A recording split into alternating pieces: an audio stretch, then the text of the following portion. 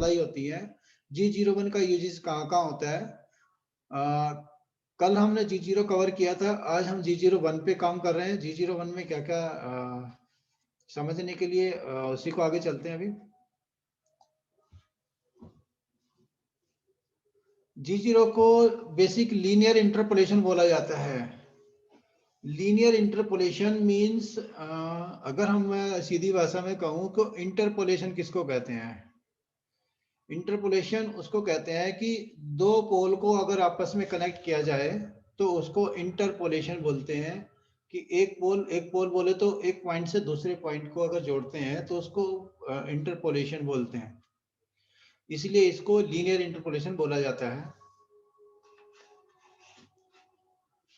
Linear interpolation की definition क्या है? लीनियर इंटरपोलेशन रैपिड मोशन गति से निकटता से संबंधित है।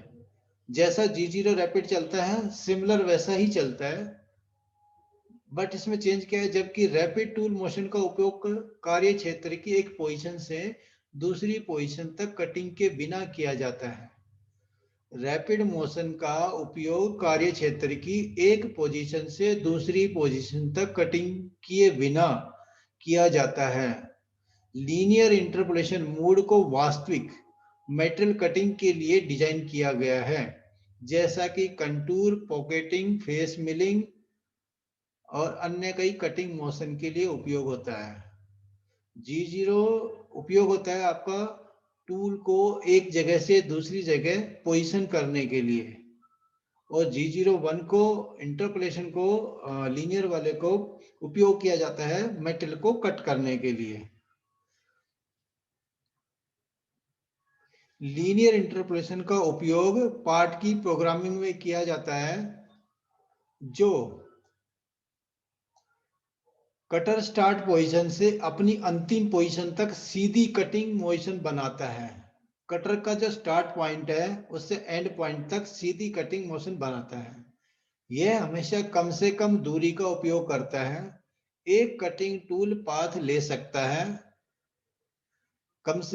यह हमेशा कम से कम दूरी का उपयोग करता है। एक कटिंग टूल पाथ ले सकता है। कटिंग टूल का जो पाथ होगा उसको कम से कम दूरी ट्रेवल करेगा। लीनियर इंटरपोलेशन मोड में प्रोग्राम मोशन हमेशा एक सीधी होती है जो कंटूर प्रारंभ और अंत पॉइंट को जोड़ती है, मतलब स्टार्ट और एंड पॉइंट को जोड़ती है। इस मोड में कटर अंतिम पॉइंट के बीच कम से कम दूरी से एक स्थान से दूसरे स्थान पर जाता है। यह एक बहुत ही महत्वपूर्ण प्रोग्रामिंग फीचर है जिसका इस्तेमाल मुख्य रूप से कंटूरिंग, प्रोफाइलिंग में किया जाता है। किसी भी एंगल मोशन जैसे चैम्बर, बेवल, एंगल्स, टेपर इत्यादि को इस मोड में स्टिक होने के लिए प्रोग्राम किया जाता है, एक्यूरेट होने के लिए। लीनियर इंटरपोलेशन मोड में तीन प्रकार की गति उत्पन्न की जाती है। तीन मेजर जो है हमारी तीन तरह से लीनियर इंटरपोलेशन मूव करता है। तीन कौन कौन सी है?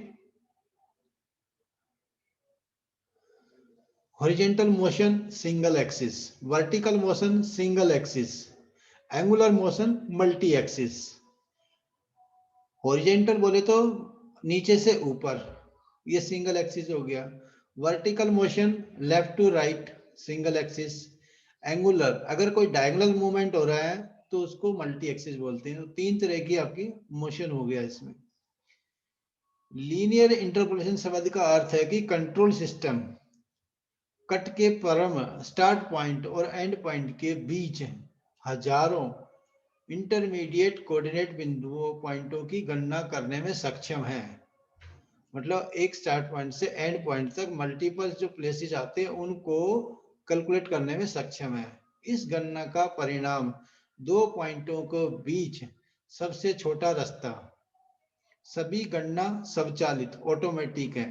कंट्रोल सिस्टम लगातार कोऑर्डिनेट करती है और सभी कटिंग एक्सिस के लिए फीड रेट को एडजस्ट करती है, आमतौर पर 2 या 3। एडजस्ट का मतलब क्या है? यहाँ पे इसका मीनिंग क्या है कि होता क्या है कि दोनों जब एक्सिस मूव करती हैं, होता क्या है कि फीड हम एक डालते हैं। फॉर एग्जांपल हमने एक्स और वाई को साथ मूव किया है।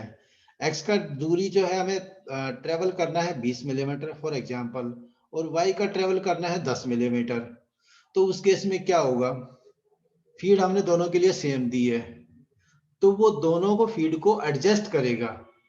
ऐसा नहीं कि x भी अगर हमारी फीड 200 में चल रही है तो y भी 200 में चलेगी, लेकिन उसमें समय ज्यादा लगेगा, y को x को साथ ही पहुंचेंगी, आगे पीछे नहीं पहुंच सकती, इसीलिए वो सिस्टम उनको एडजस्ट करता है फीड रेट को दोनों एक्सिस के लिए। अभी आता है G0 पे। G0 मोड में फीड रेट फंक्शन F प्रभावी होता है। G0 मोड जब भी मूव ऑन करेंगे तो हमें एक फीड रेट की आवश्यकता होती है, जो हमें मशीन की मोशन को बताती है कि आपको किस रेट से मूव करना है।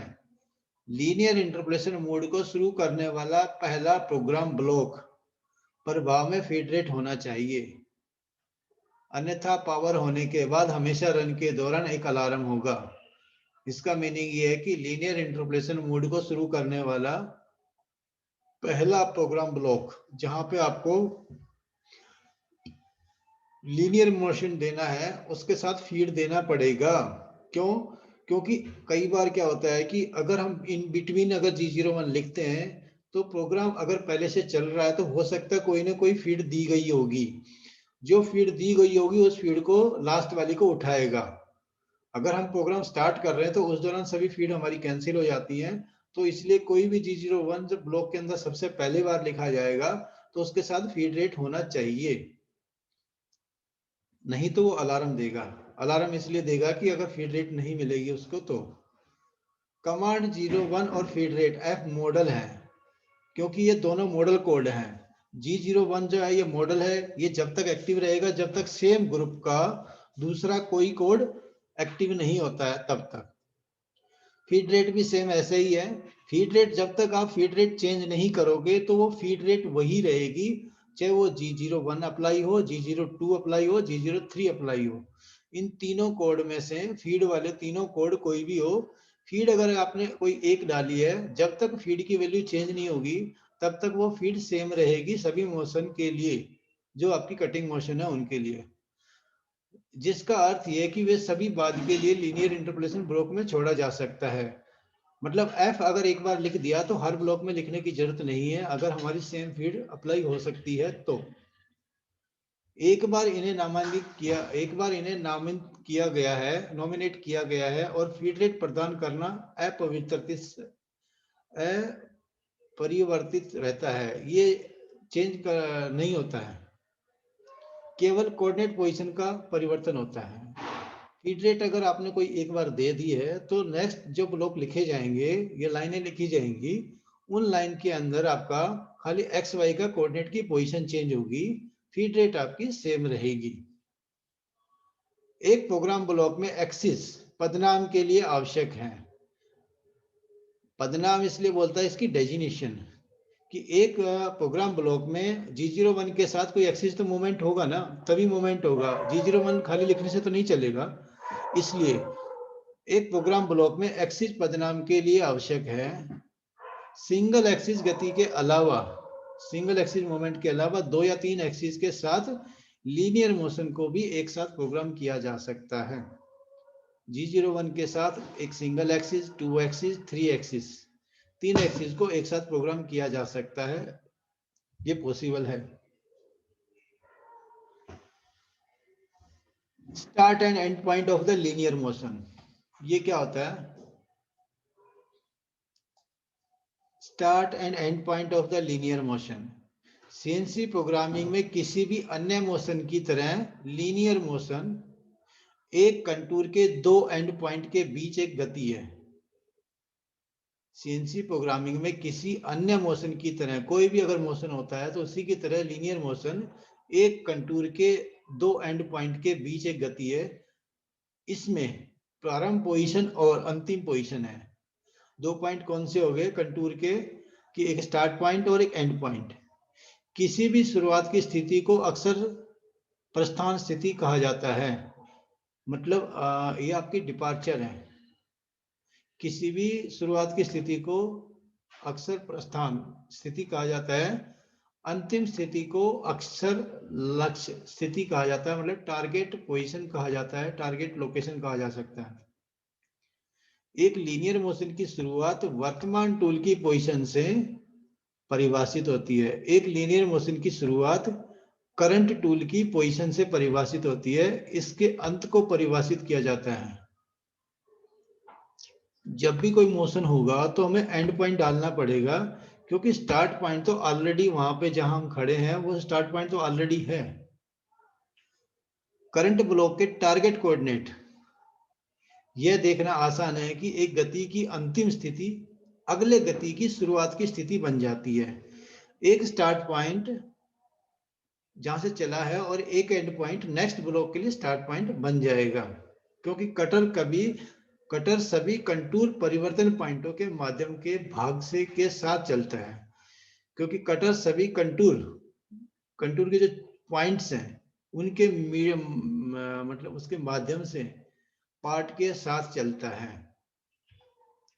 ये स्टार्ट और एंड पॉइंट की डेफिनेशन है।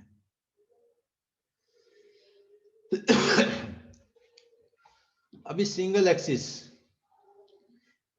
एक्सिस का मोशन कैसे होता है? Single axis linear interpolation. Single axis के साथ प्रोग्राम किए गए टूल मोशन हमेशा मोशन मोड की परवाह किए बिना किसी भी सिंगल एक्सिस के साथ प्रोग्राम किए गए टूल मोशन हमेशा मोशन मोड की परवाह किए बिना उस एक्सिस के समांतर एक गति है। किसी भी सिंगल एक्सिस के साथ प्रोग्राम किए गए टूल मोशन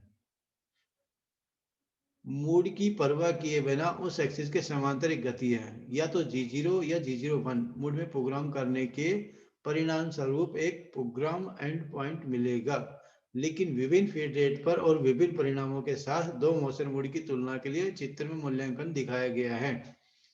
अभी जैसे फॉर एग्जांपल हमें G0 कहाँ अप्लाई करना है, G01 कहाँ लगाना है, उसका क्या मतलब इसका फर्क क्या पड़ता है? Comparison of the rapid mode and linear interpolation mode. अगर हमारा 0 पॉइंट से हमें इस पॉइंट पे जाना है, motion from x0 to x7 और y7.0, अगर इस पॉइंट पे जाना है तो हमारे क्या क्या वे हो सकते हैं और उनका रिजल्ट क्या होगा?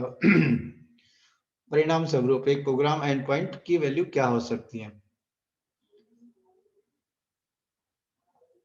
सीएनसी मशीनिंग सेंटर और संबंधित मशीनों के लिए सभी टूल मोशन जो टेबल एज के समांतर हैं सिंगल एक्सिस मोशन है। टेबल एज के मतलब जो टेबल का किनारा है अगर ऐसे ऐसे मूव कर रही है तो एक एक्सिस है। जैसे टेबल के पैरेलल अगर चल रही है तो जैसे 5 से 5 तक अगर स्ट्रेट में लाइन में चल रही है तो ये आपकी सिंगल एक्सिस मूवमेंट है।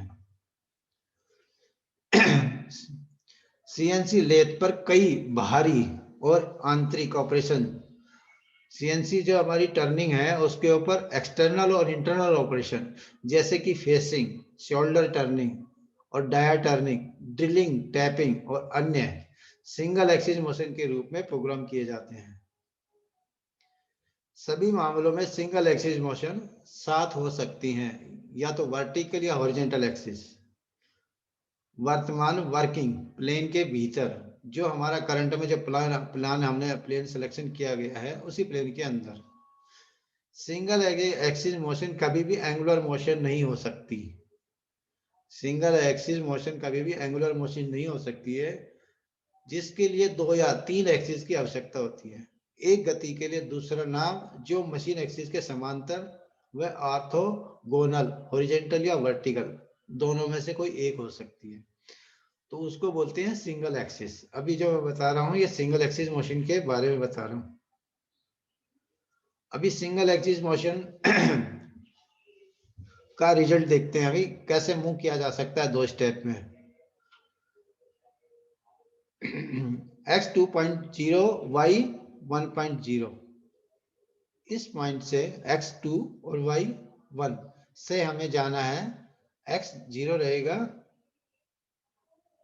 x2 सेम रहेगा और y3, तो खाली मूवमेंट y में हुआ तो ये सिंगल मोशन हो गया। देन उसके बाद हमने क्या किया है, ये हमारा x2.0 से लेके y3.0 से स्टार्ट होके x6 और y3, तो ये सिंगल मोशन एक्सिस है, single axis linear interpolation motion. अभी two axis linear interpolation, two axis कैसे अप्लाई होता है और क्या है इसके बेनिफिट्स है और क्या का कैसे जाना जाता है, कहाँ अप्लाई करना है। लीनियर मोशन को एक साथ दो एक्सिस के साथ भी प्रोग्राम किया जा सकता है। यह एक बहुत ही सामान्य स्थिति है जब लीनियर मोशन का स्टार्ट पॉइंट और उसके अंतिम पॉइंट में कम से कम दो कोऑर्डिनेट होते हैं जो एक दूसरे से अलग होंगे।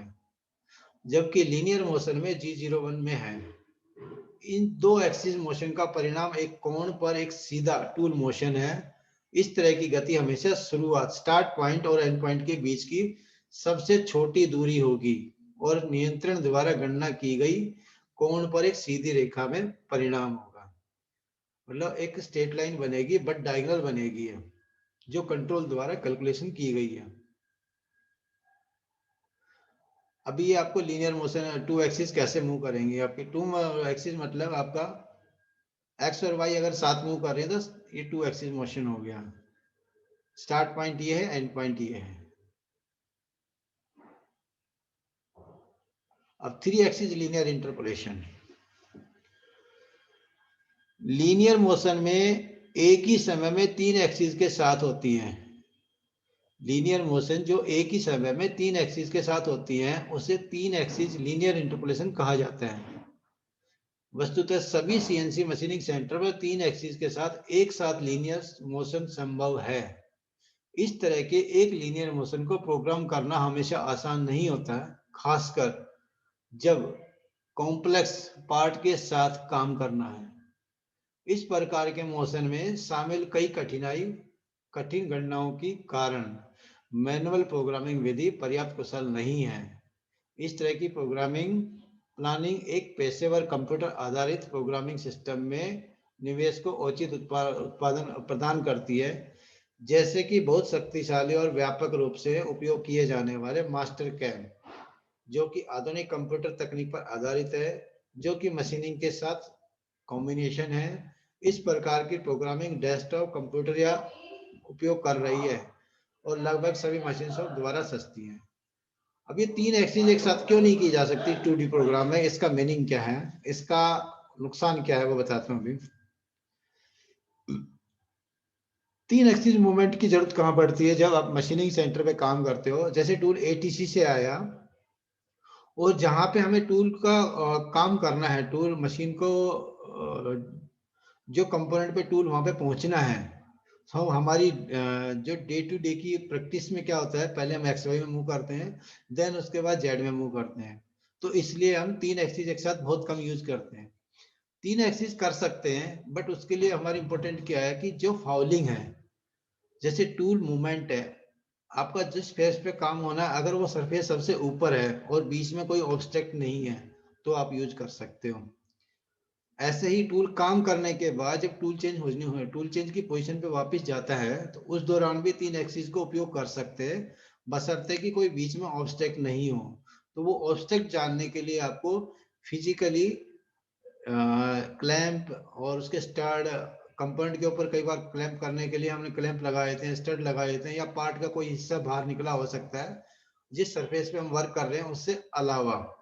तो ये चीज इंपॉर्टेंट है उसको देखने के लिए कि तीन एक्सिस मूवमेंट हो सकती है या नहीं हो सकती है। अगर हो सकती है तो उनको पहले देखना पड़ेगा, तभी हम कर सकते हैं। इसलिए इसको कंप्यूटर के द्वारा पहले करते हैं, क्योंकि वहां पे 3D डिजाइनिंग होती है। 3D डिजाइनिंग से आपका कंप्यूटर का शेप पता लगता है, उसकी फाउलिंग पता लग जाती है, और कितनी एक्सिस के साथ तीन एक्सिस मूवमेंट करनी है, कितनी दूरी के बाद, तो उससे पता लग जाता है।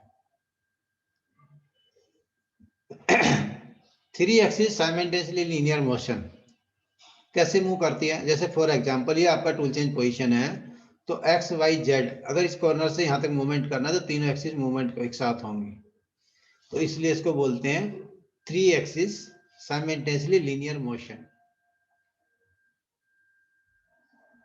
अब इसका आता है प्रोग्रामिंग फॉर्मेट। अब ये तो मैंने आपको कंडीशन बताई है, अब इसको प्रोग्राम करने का तरीका क्या है, G01 को कहां अप्लाई करना, उसके साथ क्या लगाना है। लीनियर इंटरपोलेशन मोड में एक टूल मोशन को प्रोग्राम करने के लिए हाथ में काम के लिए उपयुक्त कटिंग फीड रेट, मतलब जैसे हाथ से कटिंग करते हैं उस तरह से, मतलब कटिंग करने के लिए साथ साथ 1 या 3 एक्सिस के साथ तैयारी कमांड। तैयारी कमांड क्यों बोलते हैं इसको? क्योंकि ये प्रीपेट्री कमांड है, इसलिए इसको तैयारी कमांड बोलते हैं। G01 का उपयोग करें। इसका फॉर्मेट है G01 के साथ XYZ एंड देन फीड, ये मस्ट है। और अभी अगर ये लाइन लिखते हैं XYZF तो ये लाइन मूव नहीं करेगी। इससे पहले हमें कुछ इंपॉर्टेंट पॉइंट और चाहिए, वो क्या है वो बताता हूँ अभी। लीनियर मोशन ब्लॉक में सभी एंट्री मॉडल हैं। इसमें जो आपको दिख रही हैं ये सभी मॉडल कोड है। मॉडल कोड का मतलब G01 अगर एक बार लिख दिया तो सेम ग्रुप का अगर हमने अप्लाई नहीं करेंगे तो तब तक ये सेम रहेगा। ऐसे ही एक्स है, एक्स की जो वैल्यू हमने समथिंग कुछ भी लिखा है वो एक्स की वैल्यू जब तक कोई दूसरी नहीं आएगी जब तक वही एक्स एक्टिव रहेगा। ऐसे वाई के लिए, ऐसे जेड के लिए, और सेम फीड के लिए अप्लाई होता है। फीड भी अगर नेक्स्ट ब्लॉक में फीड हमने नहीं लिखी है तो ऊपर वाली जो फीड है यही अप्लाई होगी। लीनियर मोशन ब्लॉक में सभी एंट्री मॉडल हैं और इन्हें केवल तभी प्रोग्राम किया जाना चाहिए जब वे नई या परिवर्तित हो। कहने का मतलब है कि इसको दोबारा रिपीट नहीं करना है। अगर जब तक चेंज ना हो तो वो सेम ही रखना चाहिए, मतलब इसको लिखने की जरूरत नहीं है। फॉर एग्जाम्पल G01 सारा मोशन प्रोग्राम हमें G01 में बना दो, G01 एक लाइन में लिख दो, बाकी लाइनों में लिखने की जरूरत नहीं है। इससे लिखने से हमारा क्या नुकसान है कि हमारी मशीन की जो मेमोरी है प्रोग्राम की, वो मेमोरी उसकी यूजेज ज्यादा हो जाएगा तो मेमोरी शॉर्ट हो सकती है। और जब तक कोई इनमें से कोई चेंज नहीं होता है, एक्स की वैल्यू, वाई की वैल्यू, जेड की या फीड, कोई भी चेंज नहीं होता है, जब तक परेशान करने की जरूरत नहीं है। केवल ब्लॉक कंस्ट्रक्शन, ब्लॉक इंस्ट्रक्शन शब्द जो चेंज से प्रभावित होता है उसे प्रोग्राम ब्लॉक में शामिल करने की आवश्यकता होती है।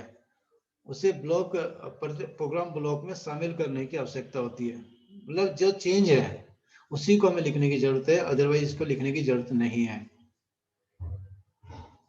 जिस पर प्रोग्रामिंग मेथड का चयन किया गया है, जिस पर प्रोग्रामिंग मेथड का चयन किया गया है उसके आधार पर, जैसे इसके अंदर हमने प्रोग्रामिंग स्टार्ट की है, वो कौन कौन से मेथड है। लीनियर इंटरपोलेशन प्रक्रिया को एब्सोल्यूट या इंक्रीमेंटल मोड में प्रोग्राम किया जा सकता है। मिलिंग के लिए G90 और G91 प्रारंभिक आदेश का उपयोग करते हैं, जो इनिशियली हमें ये कमांड इनिशियली डालनी पड़ती है कोई भी प्रोग्राम स्टार्ट करने से पहले। और टर्निंग के लिए एड्रेस U और W का उपयोग होता है। इसमें वहां पे XY डायरेक्ट लिख सकते हैं और UW इंक्रीमेंटल की अप्लाई होता है।